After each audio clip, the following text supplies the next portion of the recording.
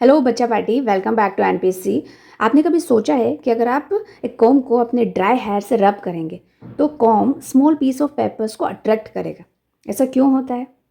इसके पीछे छुपा है एक पावरफुल कॉन्सेप्ट, इलेक्ट्रिक चार्ज का। ओके यस, आज हम electric charge class 12th chapter number 1 electric charge and fields के बारे में समझेंगे। ठीक है, फर्स्ट हमारा जो वीडियो रहेगा वो इंट्रोडक्शन पर बेस्ड रहेगा। आज की वीडियो में हम इलेक्ट्रिक चार्ज के बारे में समझेंगे, क्या होता है और इलेक्ट्रिक चार्ज की प्रॉपर्टीज़ क्या क्या होती हैं उसके बारे में समझें। ठीक है, आई थिंक ये वीडियो आपको एंड तक देखना चाहिए, ये आपके नीट और बोर्ड के लिए काफ़ी हेल्पफुल रहेगा। ओके, तो हम स्टार्ट करते हैं इलेक्ट्रिक चार्ज से।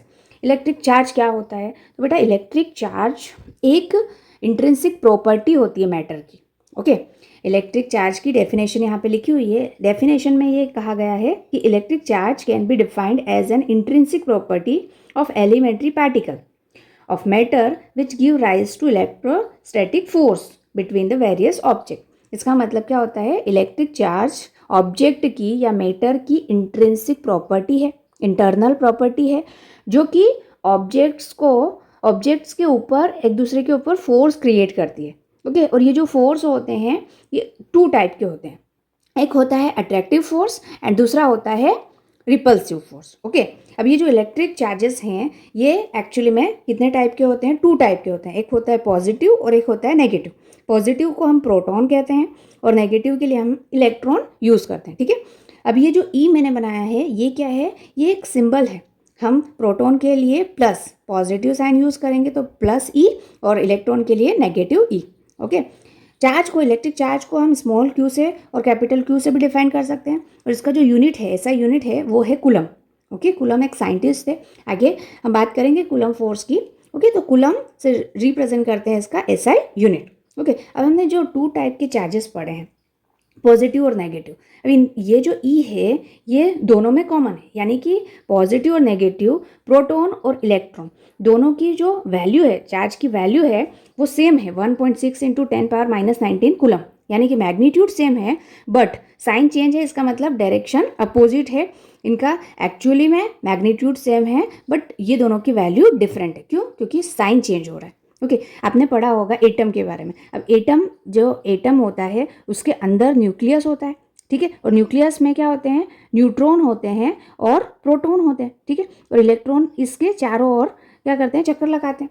ओके, तो ये जो इलेक्ट्रॉन है ये नेगेटिव चार्ज होता है, प्रोटॉन है पॉजिटिव चार्ज होता है, जो न्यूट्रॉन होता है वो न्यूट्रल होता है। क्लियर?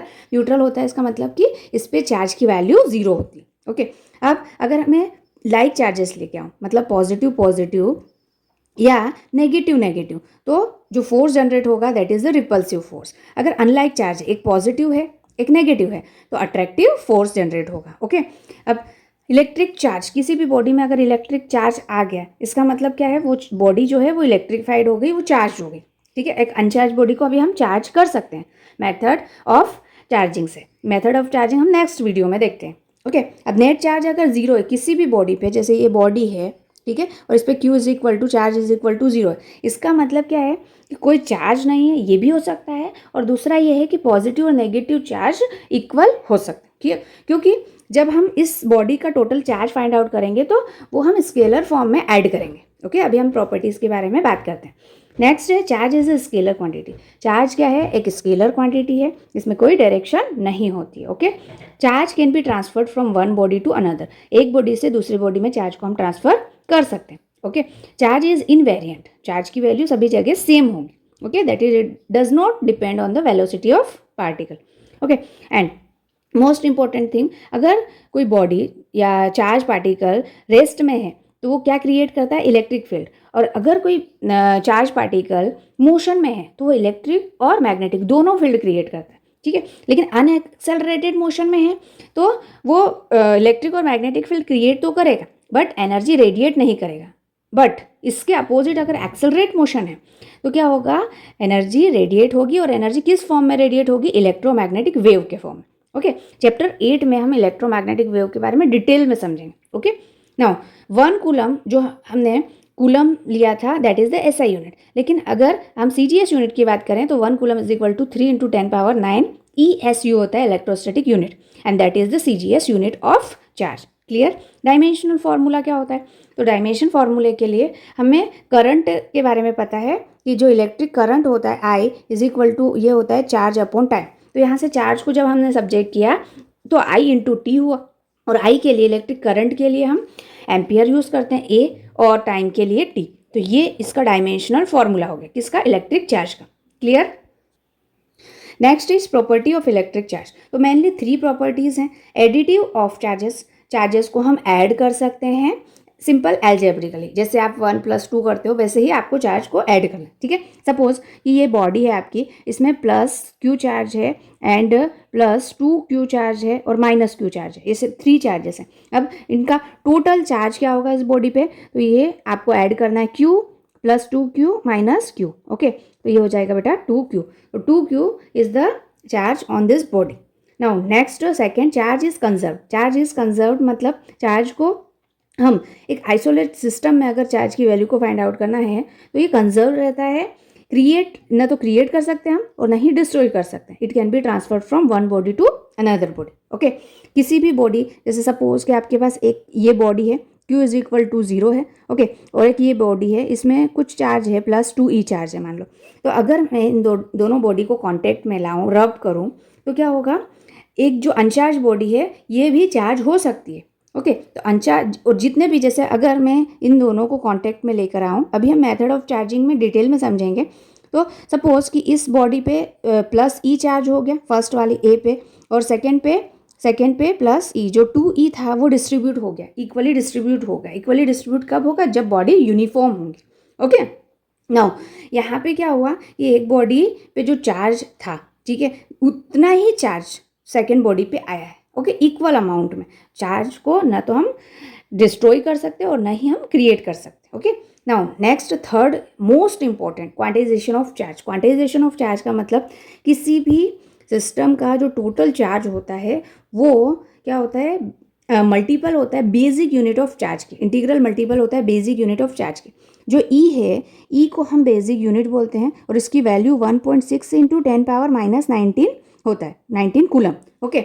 अब इसमें अगर मैं n का मल्टीप्लाई कर दूँ तो ये इंटीग्रल मल्टीपल होगा। n के प्लेस पे हम 1 2 3 पुट कर सकते हैं, ओके। पॉजिटिव नेगेटिव इसलिए लिखा है, अगर मैं पॉजिटिव किसी भी सिस्टम का जो चार्ज है अगर पॉजिटिव है, इसका मतलब क्या है? उसमें प्रोटॉन, नंबर ऑफ प्रोटॉन्स ज़्यादा हैं, और नेगेटिव है तो इलेक्ट्रॉन्स ज़्यादा है, ठीक है।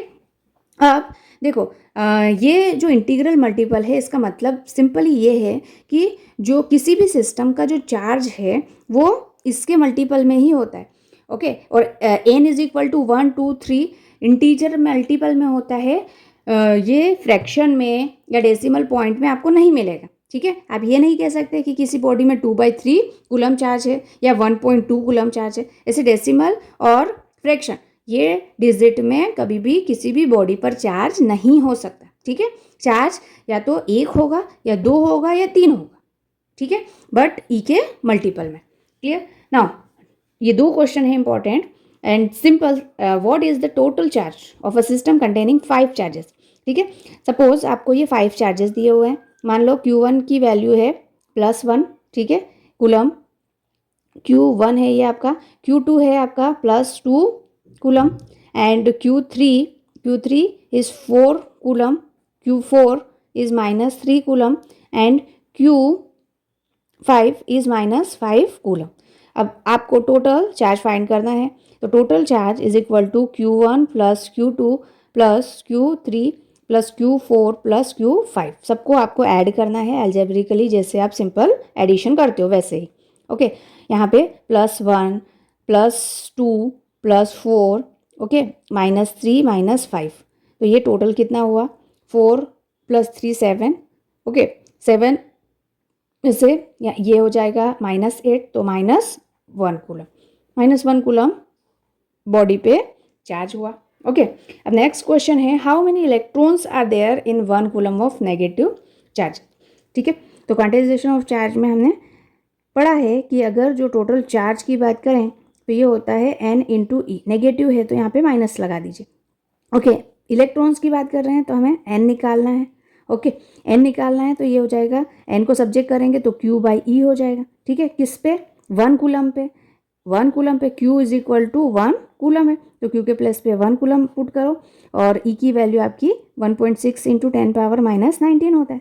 ठीक है, अब अगर ये पॉइंट आप रिमूव करें यहाँ पे एक ज़ीरो लगा दें, ठीक है, और ये 19 को ऊपर ले गए और एक ज़ीरो इसमें से ले लिया तो ये हो गया 10⁻18 डिवाइड बाय 16। ठीक है, मल्टीप्लाई करेंगे तो आपका 6.25 इंटू 10⁻18 इलेक्ट्रॉन्स। ठीक है, ये नेगेटिव में है, इसका मतलब क्या है, ये इलेक्ट्रॉन्स है। तो इतने इलेक्ट्रॉन 1 कूलम चार्ज पे होते हैं। ठीक है, काफ़ी ज़्यादा इलेक्ट्रॉन्स होते हैं, इसलिए हम ये जो कूलम है उसके लिए माइक्रो कूलम यूज़ करते हैं। ओके, जो ये यूनिट है इसकी वैल्यू में इलेक्ट्रॉन, नंबर ऑफ इलेक्ट्रॉन्स बहुत ज़्यादा होते हैं। ठीक है, इसलिए जनरली हम माइक्रो कूलम यूज़ करते हैं। तो ये कुछ इंपॉर्टेंट पॉइंट्स थे रिलेटेड टू इलेक्ट्रिक चार्ज। अब हम नेक्स्ट वीडियो में देखेंगे कि हम एक बॉडी को दूसरी बॉडी के साथ में कांटेक्ट करवा के या बिना कांटेक्ट से कैसे चार्ज कर सकते हैं। ओके, आई होप आपको ये वीडियो हेल्पफुल रहा होगा। अगर आपको पसंद आया हो तो आप लाइक करिए, सब्सक्राइब करिए और अपने फ्रेंड्स को शेयर करिए। Thank you so much.